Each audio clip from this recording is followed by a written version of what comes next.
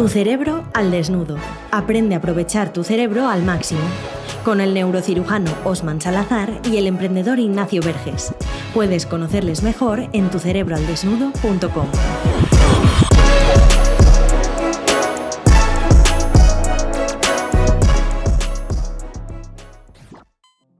Te damos la bienvenida aquí una semana más a este capítulo de Tu Cerebro al Desnudo, que ahora le vamos a llamar Osman Quirobar, porque lo dijimos en el capítulo pasado de las emociones, que si no lo has escuchado vete ahí, y mucha gente le gustó el concepto y nos ha gustado. Creo que nos lo quedamos, ¿no? Sí, la verdad que ha gustado. De hecho, hubo gente que me preguntaba en el hospital, oye, lo del quirobar y eso que es entre el quirófano y el bar. La verdad que el quirófano definido como venir a desnudar los temas aquí del cerebro y luego lo del bar como contarlo de una forma de lo más humana, de lo más razonable. Y surgió, pues bueno, los que escuchen el podcast anterior, precisamente la conversación con un colega en un bar después de salir del quirófano. Entonces, mejor nombre Claro. no podía tener.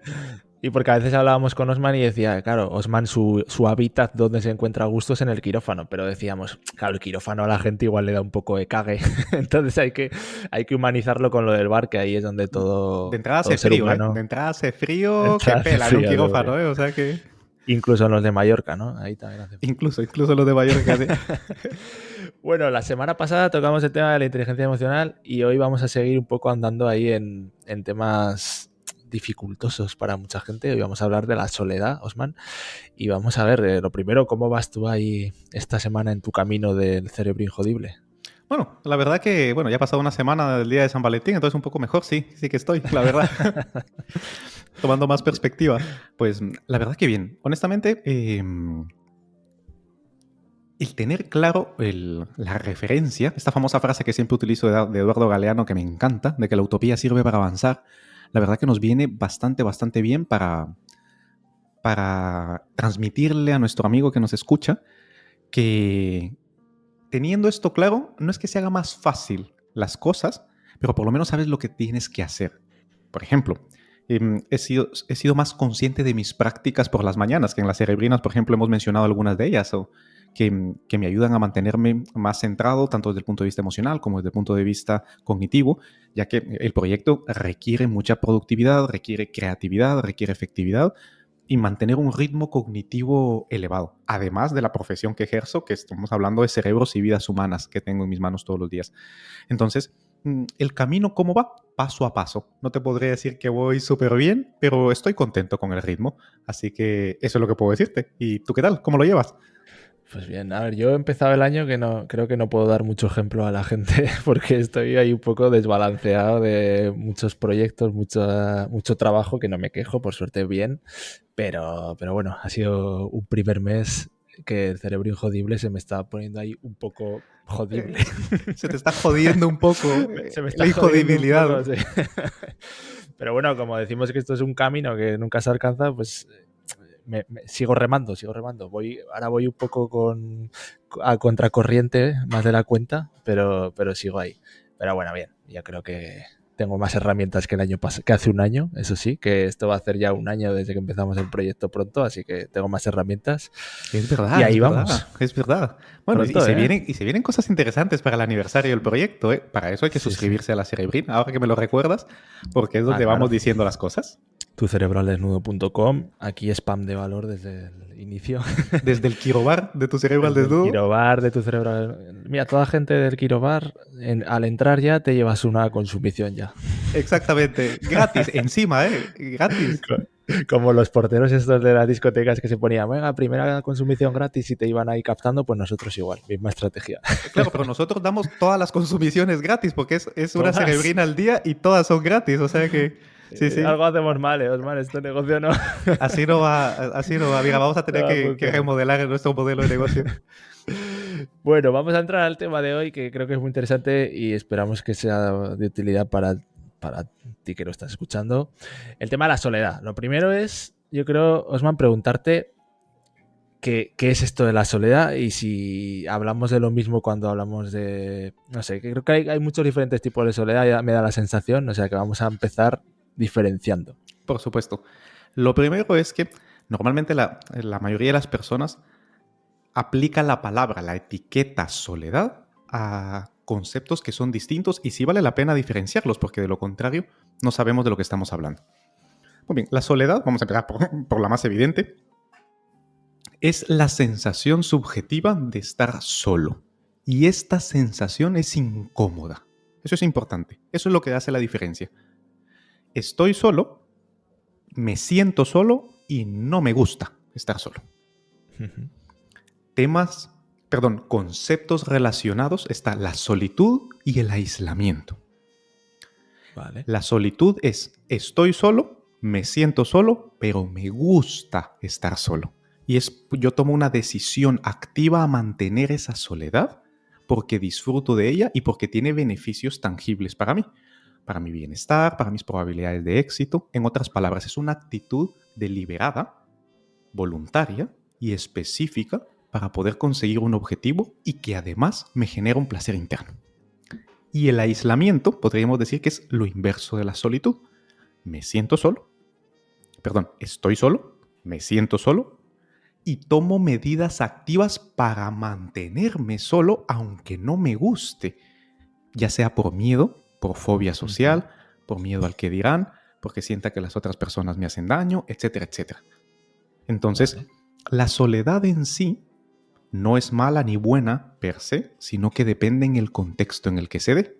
En el contexto de soledad propiamente, en el contexto de solitud o en el contexto de aislamiento. Vale, y yo creo que aquí vamos a tocar un tema que siempre me gusta partir en el cerebro entendiendo de cómo venimos a nivel evolutivo, y hay una cosa que tú me dijiste que me llama mucho la atención, que es que si dejaras a un recién nacido sin tocarlo, se llegaría a morir. Entonces, hilándolo con esto, te pregunto, ¿el ser humano podría sobrevivir en soledad? Depende de su etapa evolutiva, justo lo que has dicho. Todos sabemos de adultos que se han quedado perdidos en la montaña, por ejemplo, durante 30 años y no se han muerto. Y no han tenido contacto con ningún otro ser humano. Ojo, claro. Humano. Todos recordamos la película Castaway o El Náufrago, en donde Tom Hanks le pone el nombre de Wilson a un balón de vóley, ¿no? Hasta le hace broma, se le dice que su dentista se apellida Spalding, ¿no? Una marca que compite con Wilson para balones, ¿no? Y lo que hizo es antropomorfizar, es decir, darle una identidad a ese objeto de una persona, de una entidad en sí misma, con conciencia propia. Entonces, la soledad es definida como que el cerebro no tenga absolutamente nada con lo que interactuar y a qué atribuirle una función de conciencia o de entización, es imposible y eso llevaría a la locura. De hecho, por ejemplo, uno de los métodos de tortura más crueles es el aislamiento total. Literalmente aislar a una persona de los sonidos, todos los sentidos, una oscuridad absoluta, no haya ruido, etcétera, etcétera, y la ausencia del contacto con otros seres, ya no digamos solo seres humanos, con otros seres biológicos. Eso lleva totalmente a la locura, ya que el cerebro se deshaga, literalmente, estructural y funcionalmente, porque evolucionó biológicamente para interactuar con el medio y es un órgano evidentemente social. O sea que la soledad llevada al extremo más, valga la redundancia, más radical, mata. Entonces, no seríamos capaces de sobrevivir a una soledad absoluta. Y si lo ponemos en el punto de vista de un bebé no es capaz de sobrevivir por sí mismo, con lo cual se moriría inmediatamente. Claro. Pero y a mí me interesa esto, o sea, mata, ¿y por qué? O sea, ¿qué pasaría? Has dicho, te llevaría a la locura, pero ¿qué pasaría exactamente dentro del cerebro hasta que te matara?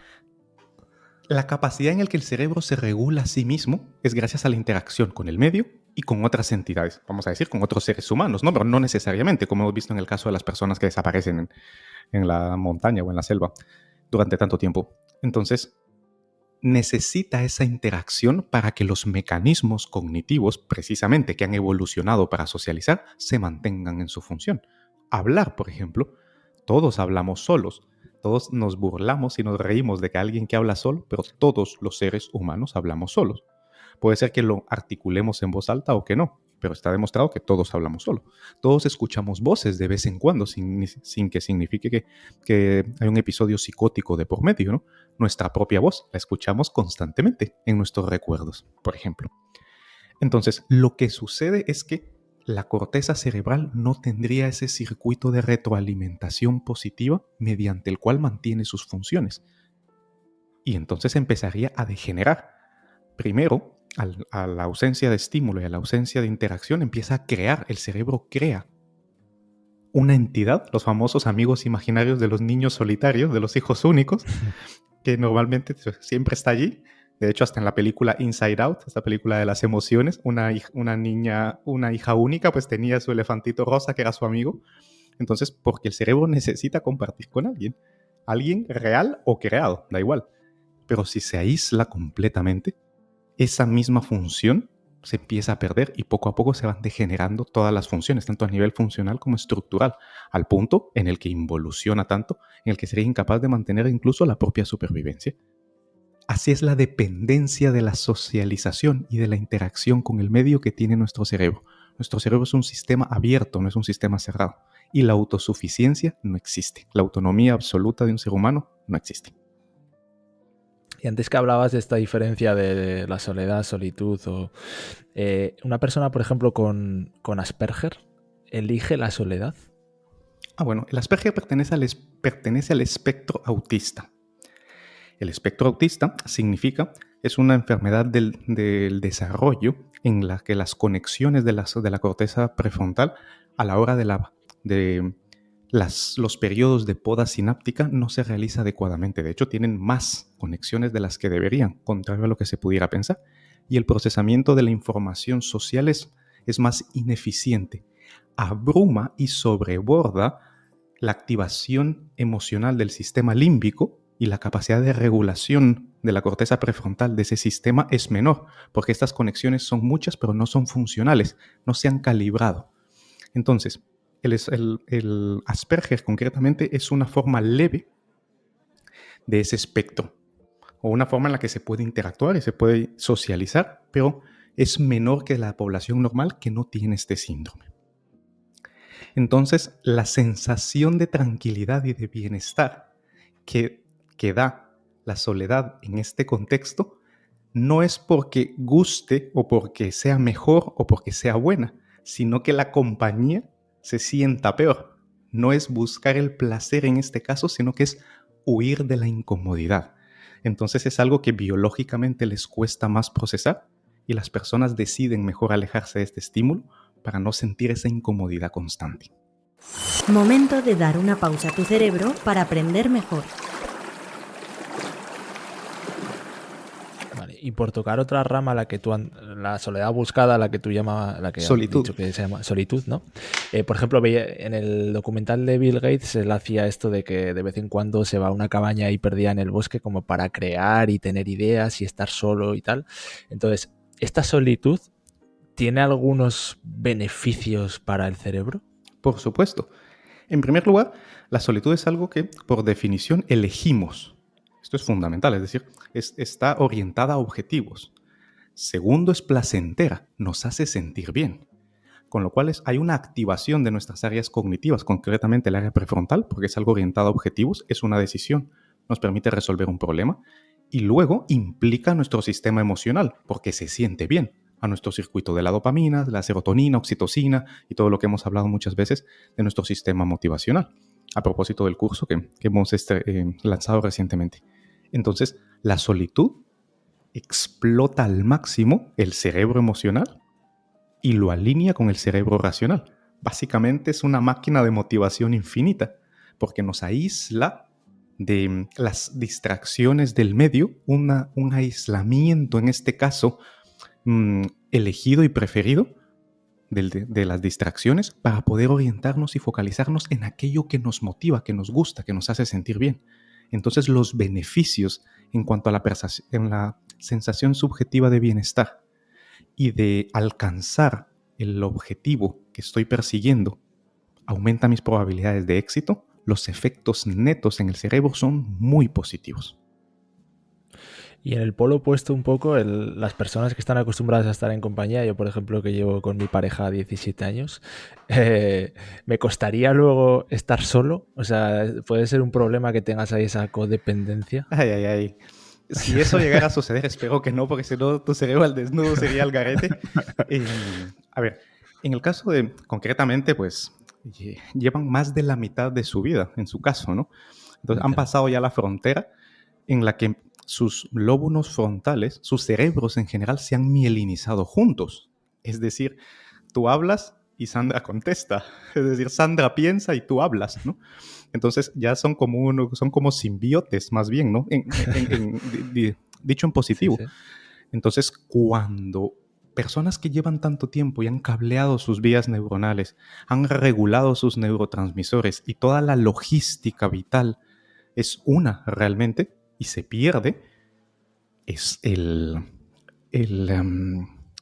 la sensación de abandono, la sensación de incapacidad de autorregulación es brutal, porque lo que sucede con estas parejas es que se han externalizado una serie de funciones, es decir, los dos cerebros funcionan como uno. Hay ciertas cosas que a ti no se te dan bien y las hace ella, y tú ya ni las haces ni las piensas. Entonces, ya si en dado caso te quedas solo, tendrías que empezar a hacer todo eso que llevas años en que tu cerebro no está entrenado a hacer, para empezar. Segundo, tu cerebro está acostumbrado completamente a que todos sus neurotransmisores dependan de la regulación con esa persona. Al no estar, es un corte brutal de todos los neurotransmisores de golpe. Entonces la sensación subjetiva de desesperación y abandono es brutal. Por eso, la mayoría de personas ancianas que llevan 40, 50, 60 años juntos, fallece uno de los dos. Todos lo hemos visto en nuestros abuelos, que fallece el abuelo, la abuela va detrás o al revés, porque ya su sistema es incapaz de poder soportar esa pérdida. Hay un riesgo elevado realmente de que el cerebro se impacte negativamente si no se ha trabajado en mantener la independencia. Lo más importante es que una relación sea interdependiente, que dos personas independientes se relacionen pero mantengan sus independencias. La codependencia significa que son dos personas dependientes dependiendo el uno del otro, y ese es un cóctel letal a la hora de la separación. Bueno, pues esperemos Ánimo. que no pase. Esperemos que no pase. y ya por acabar, hablábamos de, la importancia que tiene esto. ¿Tenemos miedo realmente a estar solos y conocernos a nosotros mismos? Aquí depende mucho de la personalidad. La neurociencia de la personalidad básicamente lo que dice es que distintas personas tienen distintos rasgos de pensamiento, de sentimiento, de conducta, que a su vez lo que manifiesta distinta estructura y función del cerebro. Entonces, hay personas que están solas porque eligen estarlo. Hay personas que están solas porque no tienen la habilidad y los conocimientos y las estrategias necesarias para ser compatibles con otras personas. Hay personas que están acompañadas porque es la única forma en la que pueden sentir bienestar, que es a donde va tu pregunta. Y hay personas que están acompañadas porque precisamente su bienestar aumenta con otras personas, pero podrían estar solas. Entre todo el espectro que hay, es importante sentarse, pensar y meditar en qué parte de ese espectro estamos nosotros. ¿Estamos solos por elección o estamos solos porque somos torpes social y emocionalmente? ¿Estamos acompañados por elección o estamos acompañados porque somos incapaces de estar solos? ¿Cómo el cerebro responde cuando elijo estar solo y luego estoy con alguien, o cuando elijo estar acompañado y luego estoy solo? ¿Cómo se comporta en el extremo contrario? Es lo que realmente me dice cómo funciona mi cerebro.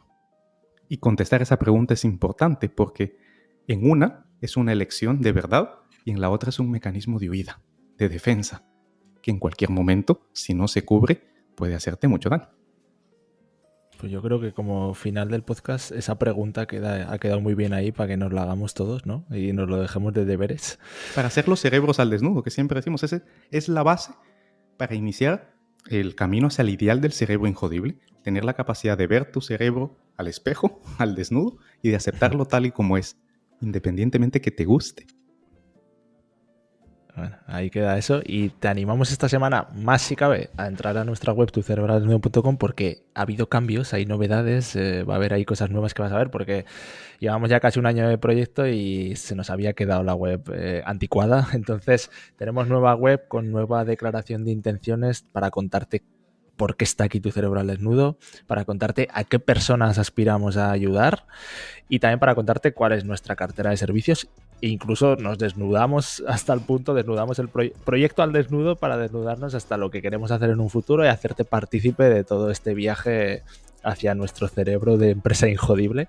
Así que bueno, tucerebraldesnudo.com, te recomendamos que entres ahí y que entres a nuestras cerebrinas, te suscribas, porque así es como no te vas a perder nada.